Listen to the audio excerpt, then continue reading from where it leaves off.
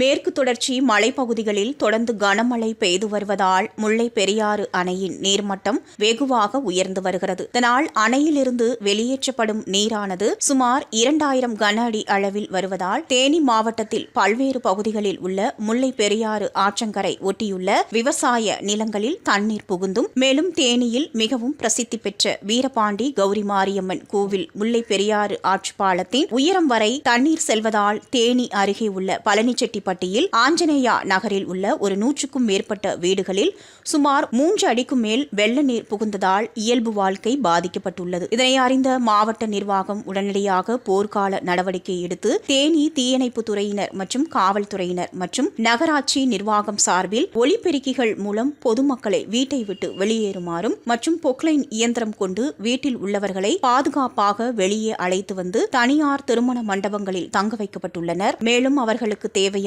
உணவு, உடை அனைத்தும் தேனி மாவட்டம் சார்பாக ஏற்பாடு செய்யப்பட்டுள்ளது.